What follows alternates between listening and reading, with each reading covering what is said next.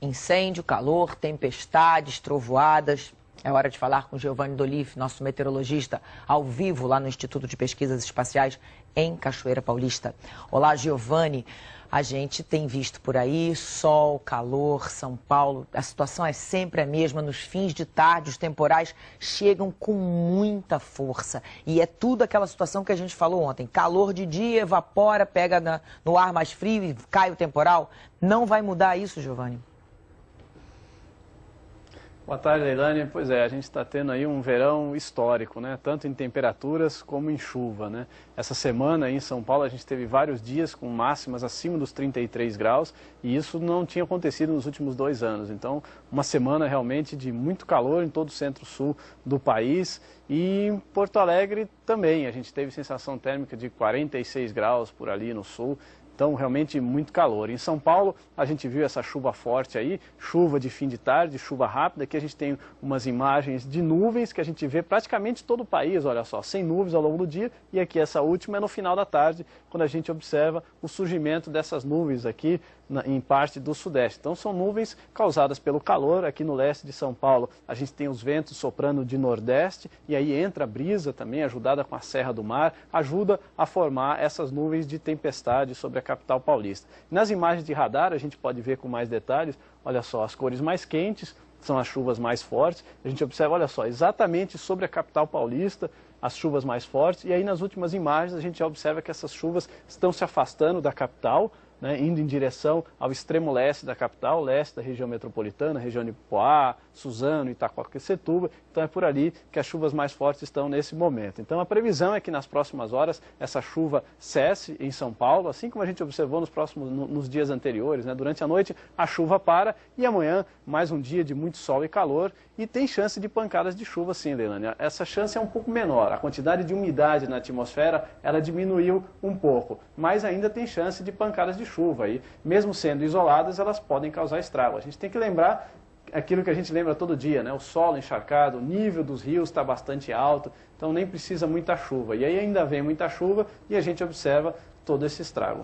Enquanto você falava, Giovanni, a gente estava mostrando umas imagens feitas pelo Globocop em São Paulo, ainda agora também, de novo aquela mesma situação, ruas inundadas, aí a gente vê mais uma vez a água tomando conta das ruas, de várias partes da cidade, carros isolados, presos no meio da poça, no meio da água, sem ter como sair, as pessoas ilhadas dentro de casa, uma situação realmente dramática. E uma coisa que a gente falou com a Rosana que está acontecendo hoje, mais forte, mais intensamente, é a questão dos ventos, né, Giovanni? Isso pode ter sido provocado também pelo excesso de calor, esses ventos fortes de fim de tarde?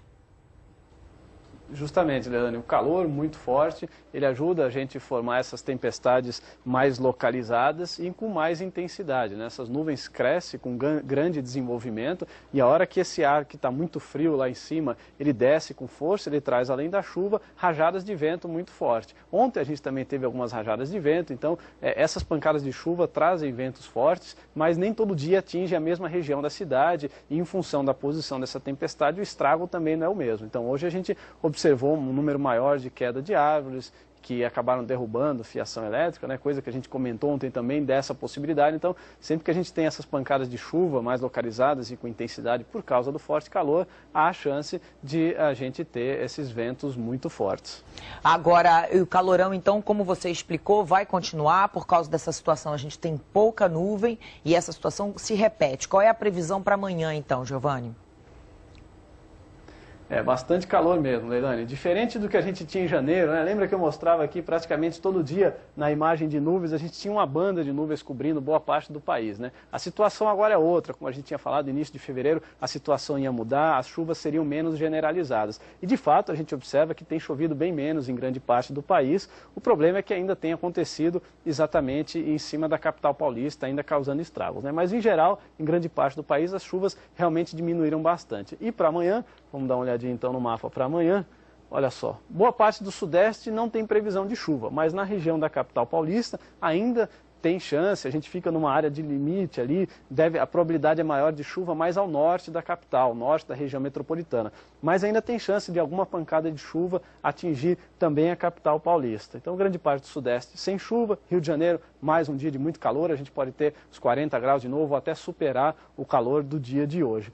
No sul, por causa do forte calor e de áreas de instabilidade, temporais. Chance de temporais são os ingredientes, né? Forte calor, chegada de áreas de instabilidade, então por ali, chance de temporais no Rio Grande do Sul. E em grande parte do restante do país, chuvas isoladas, pancadas de chuva, por causa do calor. Uma outra área sem chuva também é aqui o extremo norte de Roraima, onde também não tem previsão de chuva. Então, Leilani, mais um dia de muito calor, infelizmente a gente ainda vai ter que consumir bastante energia para se refrescar e os paulistanos ainda têm que ficar atentos, porque há a chance de mais pancadas de chuva amanhã.